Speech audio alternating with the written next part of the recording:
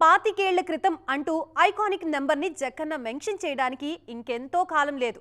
నేను కూడా సినిమా ఇండస్ట్రీలో సిల్వర్ జూబ్లీ కంప్లీట్ చేసుకున్నానని సగర్వంగా చెప్పడానికి రెడీ అవుతున్నారు ఎస్ఎస్ రాజమౌళి. ఆయనే ఆ విషయాన్ని చెప్పేదాకా ఎవరికీ గుర్తు రాలేదు ఆ విషయం. ఎత్తర జెండా అంటూ తెలుగు సినిమా ఖ్యాతిని ఇంటర్నేషనల్ లెవెల్ కి తీసుకువెళ్లి ఇప్పుడు 1000 కోట్ల సినిమా మేకింగ్ లో తలమునకలై ఉన్నారు మిస్టర్ రాజమౌళి. ఆయన ఈ దూరాన్ని చేరుకోవడానికి ఎంత సమయం పట్టిందంటూ లెక్కలేస్తున్నారు నెటిజన్స్. 25కి ఇంకో ఏడాది దూరంలో ఉన్నారు జక్కన్న.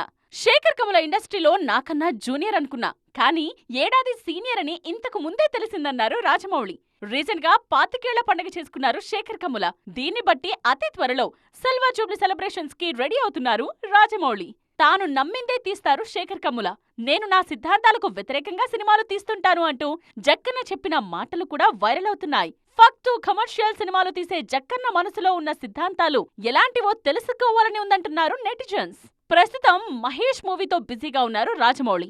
త్వరలోనే కెన్యాలో మేజర్ స్కెడ్యూల్ ప్లాన్ చేసింది టీమ్. ఈ సినిమా తరువాత ఇంటర్నేషనల్ కాన్సెప్ట్స్ తప్ప లోకల్ సినిమాలకు రాజమౌళి అందుబాటులో ఉండరనే టాక్ వినిపిస్తోంది. అయితే అందుకు మారుగా మన సినిమాలు మన వేడుకలకు అవకాశం కుదుర్చుకుని మరీ హాజరవుతున్నారు రాజమౌళి. ఎంత ఎదిగినా టాలీవుడ్ మీద ఆయనకున్న మమకారం అలాంటిదని మురిసిపోతున్నారు ఫ్యాన్స్.